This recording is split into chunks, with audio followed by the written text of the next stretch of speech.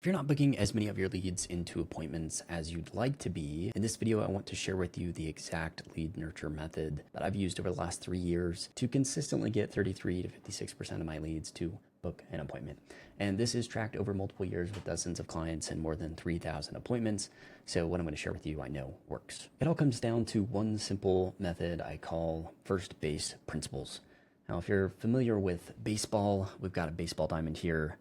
And I'm not much of an artist, but let me draw a home plate here of the sorts. That's good enough. All right, so we've got home plate here. Okay, it's a little H for home plate. We've got first base, second base, and third base. When we think about baseball, the idea is to get all the way around the bases to home plate, and we score what's called a run. Okay, or if you're not familiar with baseball, it would be like a point. But we score a run. Whoever has the most runs at the end of the game wins. Hey, and really what happens is we don't just immediately stand up here, hit the ball, and like get all the way to home plate, right? We don't just automatically get to home plate. We've got to first go to first base, and we've got to get to second base, and then third base, and then home, okay? Now, nurturing your leads is a lot like baseball, where home plate is the equivalent of booking a call. And so first base, we have to get to first, then second, then third. So when we think about this like extremely logically, and we think about, okay, we generate a new lead, we should follow up in less than 60 seconds. That's proven data that you should already know.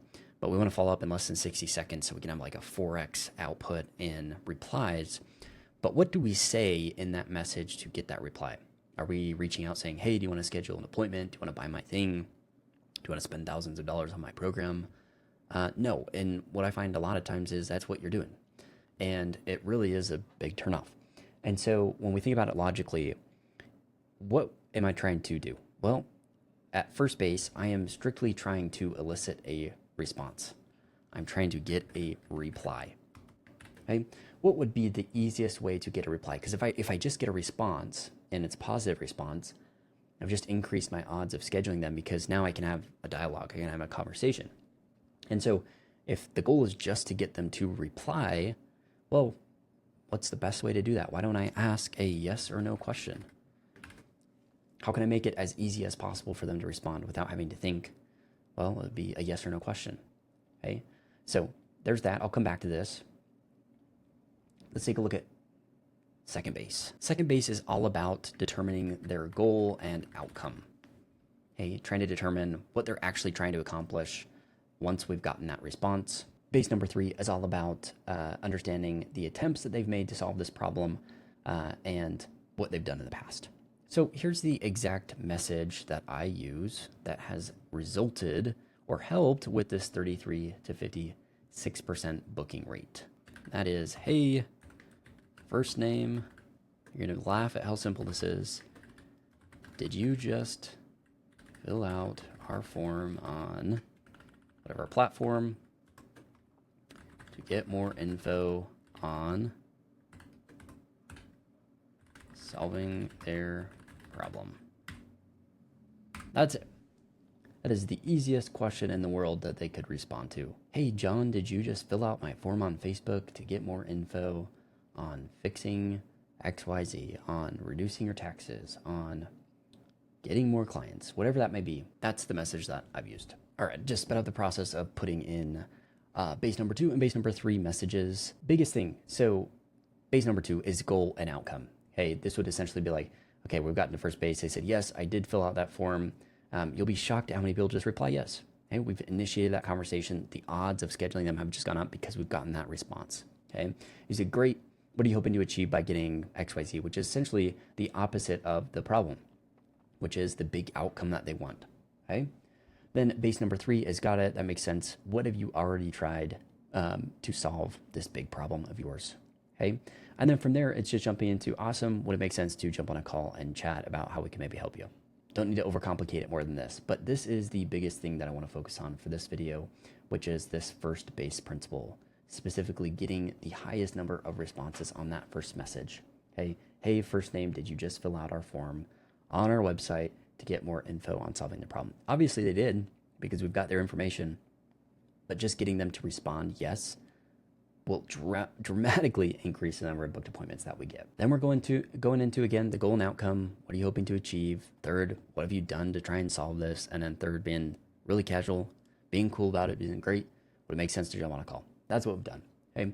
Now there's a cadence that I like to follow, which is I call it my 2x4 and 1x10 strategy, which is I message new leads twice a day for the first 4 days.